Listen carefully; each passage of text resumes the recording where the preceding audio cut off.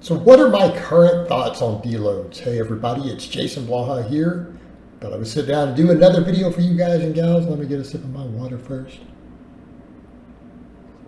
My beautiful radio voice going, and let's talk about this. All right, deloads. For those who don't know what deloads are scheduled training phases like weeks to where you dramatically reduce your training load, maybe to the point to where there are no effective reps to help with recovery after you've potentially overreached. All right, hot topic. This is one of those, I used to take deloads because I used to travel. I think everyone kind of realizes this. I had a long distance relationship. For me to travel, I kind of did deloads at the time. Quite frankly, there were weeks when I came back weaker after the deloads. In spite of eating, in spite of trying to do some active recovery, a little bit of stuff there. I kind of have some very mixed views on deloads. But let me kind of give a little bit of the expert consensus, and I'll go into my thoughts as a coach and things that I've observed over the years. All right, on one extreme, you've got someone like Mike Israetel who's like, we need to undulate our volume. So he sells complex periodization programs for this, to where he says, look, we need to have a minimum effective volume that over several months, you will build your volume up and then deload, right? Now, I think he makes a great case in videos for taking days off from training, and I fully agree. We absolutely need days off from training through the week. Okay, so I want to make sure, because I'm going to argue against this in a second. And again, I'm going to give you authorities who are high-level coaches their opinions, because Mike would fall into that category. And he's like, and then we deload because we've overreached, and then we need that to recover. Okay, we need to resensitize ourselves to volume and everything else, and that's the model that he sells. That's what he markets. That's what he sells. That's his business. Keep in mind, we all have a business model with what we do, all of us. On another extreme, you have someone like my bro Alex Viata, who I'm friends with, also advanced degree, also high-level coach, again, extremely successful athletic coach, but he does coach bodybuilders and other people, but he coaches hybrid athletes. Alex is himself a shredded dude who squats well over 700 pounds and does ultra marathons and triathlons. Dude walked around for quite a while, ripped 230. So, in terms of academia, skilled coach, credentials, and everything else, he's right there easily with Mike. Okay. Alex doesn't like junk volume at all. He's one of those guys who's like, look, we need to come in and do however much volume, because he works with hybrid athletes. He's like, so for a runner, we don't want to run one more mile than we have to prepare for a marathon. In any given week, getting ready for the marathon, any mile that we run, any single mile that we run that does not help us directly improve our marathon run time is junk volume. It's junk miles. We don't need it. Any training in the gym that does not directly lead to improved outcomes, strength, muscle mass, whatever you're trying to get, it's like, we don't need it. He advocates, like I do, 4-day-a-week type programs is usually what I've seen, a little bit of concurrent periodization. What does he usually say? You've seen him say the entire idea of periodization and ramping up, this is his, I'm going to summarize what I've seen him say, like on social media.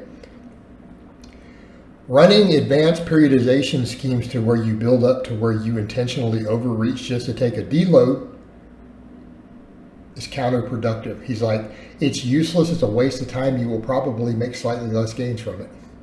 It's voodoo that coaches use to sell programs. That's more or less what he has said, and he literally calls periodization voodoo. So this creates a bit of a conflict, because so many coaches are selling this sort of programming, and then they throw in the deloads.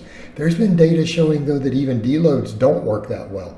And many people, their performance and stuff is reduced after a deload week. It's actually potentially problematic.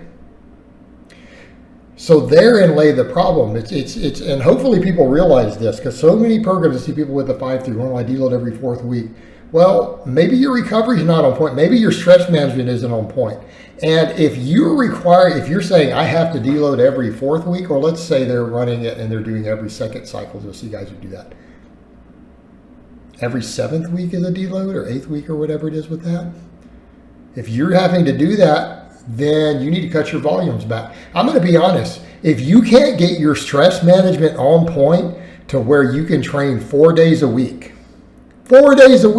because you're not eating correctly, you're not sleeping correctly, you're not getting your stress management managed to where you're having to do real deloads, to where, again, we take stuff down to just working with 50% of our maxes for certain, like cutting your volumes, your intensities way down to where you have sets, all your sets are 0 effective reps. Not just taking a slightly easier week, because occasionally I'm having a bad day, I'm off, things don't feel right, I'm not recovered. What do you see me do? I come in, maybe do a set of squats or bench, and then I do some sort of small restorative exercise, and I just quit. I stop for the day. You guys do see me do this a few times a year. Might be benching in, I did 2 sets of bench, did some band press downs, and I'm done. I've come into 1 set of squats, I'm like, things don't feel right. I'm gonna just do some reverse hypers, and I'm gonna quit for the day. Occasionally you'll see me do that. But if you're needing a whole week that frequently, you're just training too much. You are not recovering from it. Because again, we come over to the point where people are like, well, I'm overreaching so much that I have to do it. And I get clients who want to do that. They're like, I'm going to have to take this vacation week, so I want to overreach going into it. I'm like, I don't, and I get clients who want to do this, lifters who want to do this. And I'm like, you don't have to do that. Why don't you find a way to train on your vacation, to get some stuff with you? If you need to do a lighter workout, fine, do what you got to do. But the overreaching to go into it, in my opinion, all it does is burn you out. All it does is increase injury risk. Okay? And here's the thing. We're under this assumption, well, because I overreached that I've gained more muscle. Did you? Because if you're actually hitting planned overreaching regularly, you're probably gaining less muscle from it. Those weeks are not productive. Do we see where I'm going with this? You're already about to have a week where you're not going to be able to really train due to a vacation. This happens. This is life. I get that. It's part of life. Okay. So you're going to beat yourself up to the point where you need it. And you're probably in that last couple weeks, because of the overreaching, you may be gaining less muscle because you're not recovering session to session.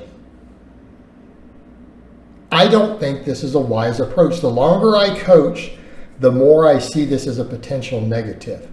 I think guys who use enough stuff, it works for them and they get away with it, maybe because, again, it might be helping some on the recovery end and the growth anyways. Even if they're overreaching, they may be gaining muscle from it anyways. But for someone who's not, I think you're gaining less muscle from the overreaching. So then we get into the deload weeks, and then what happens? Now your stimulus, you sure you may be recovering finally now, assuming no injuries, you're not too beat up, you've had a crappy couple weeks potentially. You walk into that deload week and now you're not stimulating any real growth. You would have been better off just training normal. And for the people who are doing this, if you are training regularly to the point where you have to do deloads, and it's not, hey, because I'm dieting hard, I'm having some stress management with work or a newborn baby or whatever, that's understandable. But your training should not be eliciting that. I promise you, you're making less gains for it. That's my opinion. That's my opinion at this point in the game. And again, I know it's a bit different than I have previously discussed. I've just watched it as a coach. I've seen it. I've talked to enough other good coaches, and I know it's a very mixed opinion. I know coaches on both extremes who are good, successful coaches.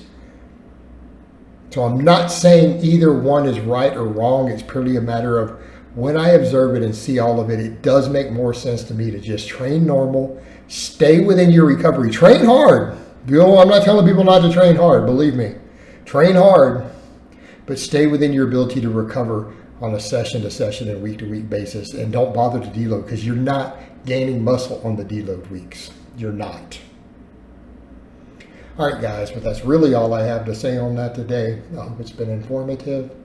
I'll talk to you guys and gals next time.